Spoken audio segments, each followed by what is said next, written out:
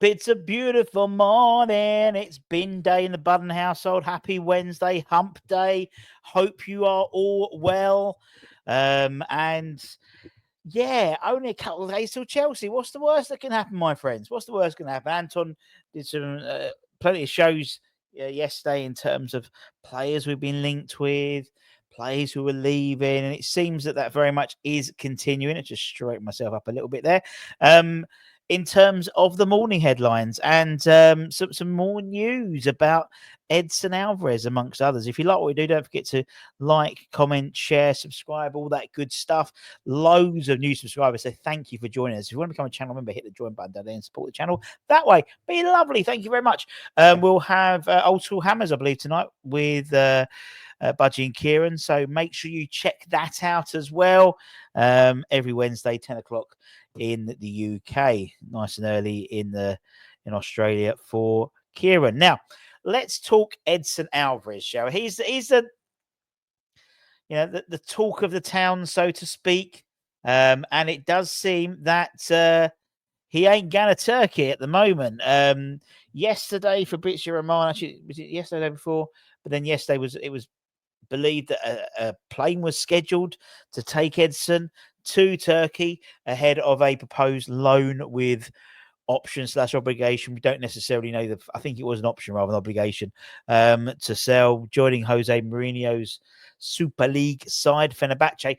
But if we're led to be believed, he's had second thoughts and never boarded that plane. And it's been a sort of a topsy-turvy day. His head was been turned with a couple of late offers, meaning he didn't travel to sign for Fenerbahce. According to Claret and Hugh, the Hammers have been using intermediaries in order to shift a number of players deemed surplus to requirements, and so far permanent sales have proven difficult to secure. And so in terms of Edson, he's an agent close to the situation, said that the Turkish bid is the only decent one. The club the player wants to join will only pay half his wages. Apparently, they'll also pay a loan fee, but that amounts to less than the other half of the salary. The likes of Inter Milan and I think Borussia Dortmund and Porto, I think as well. So it does seem, I think Ajax pulled out of that deal. But it does seem that it might not be a Turkish delight for Edson.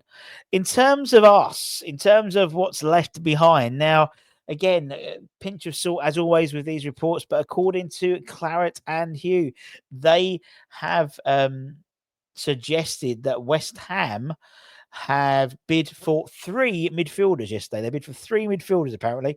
And as the article alludes, with a heavy dollop of cynicism following that news, why now? Just doesn't make any sense.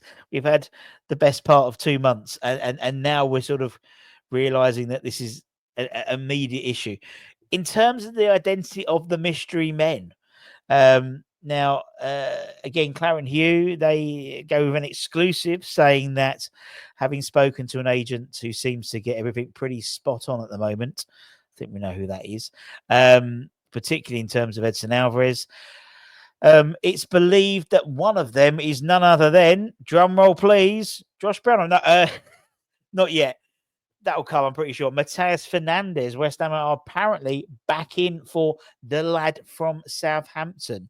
West Ham have already had one transfer bid rejected by Southampton, understood to be in the region of 30 million. We believe Southampton have, in essence, already bought Fernandes' replacement. There was rumoured interest from Nottingham Forest, but I think they've probably curtailed their spending now. Obviously, James McAtee came in, Amari Richardson, both players that we were linked with as well. Linked with every bit of is another thing.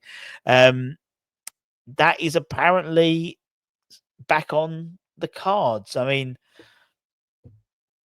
as I said, reports over the weekend that we put a bid in for Santos from Chelsea for over £40 million. Well, surely we can put a bid in for Fernandes for 40 million. They want 50. We want to pay 30. Meet in the middle. Or is that bill, or is that bid a phantom bid, or is that bid and this bid a phantom bid? who knows?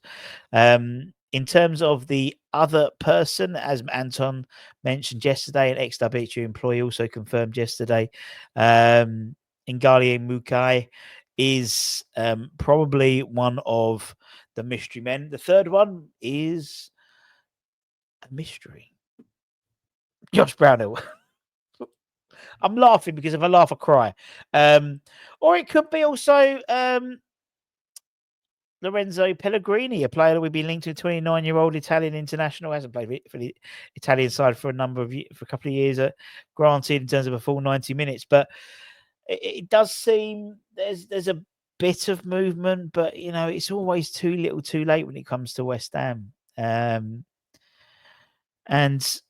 I just don't know what's going to happen. But I mean, another name to add to the list, another mystery person, one of the mystery people it could be, is the Middlesbrough midfielder Hayden Hackney. He was basically Ipswich looked like they were going to sign him, but that deal fell through. And I think Villa are also interested in him, having obviously just sold Jacob Ramsey. Yes, they need to put some of that to PSR apparently, but I believe a fee of around £20 million is available for the former England under 21 international. So it's one of probably about 4 or 5, very similar, in all honesty, to when we went for Mads Hermansson, where we had 4 or 5 other players very, very closely linked at the same time. Whether that's a power play, whether that is just plan A, B, C, and D. Who knows? We don't know, and we never will find out. And that's the issue I have. I'd like to have transparency, but then at the same time, if we say we're going after this person, it does open up the door for other people to go in for that person as well. So I understand that as well. And maybe a bit of a halfway house to say, we put 3 bids in for midfielders yesterday. Maybe. Look, I'm trying to navigate ourselves through this SHIT show that we've got at the moment, and I think well, ideally I'd like 2 midfielders, not just 1, to be honest. But we'll see. 3 bids are now in today for midfielders. West Ham hoping to sign 1, possibly 2, but not all 3. That's according to Sean Wheatston. So we'll keep an eye on the channel. I think Holly's here later on. If not, I'm in the broom cupboard. I haven't texted to say she was on holiday. She was enjoying herself. So hopefully she'll be back to take you through the latest news or opinions that she's got coming up. And then tomorrow on, from Thursday onwards, we'll be starting the run-in for the game against Chelsea. Until next time, thank you. Take care. Stay safe. Stay warm. Stay humble. Happy hump day. And I'll see you soon. Much love, motherfuckers.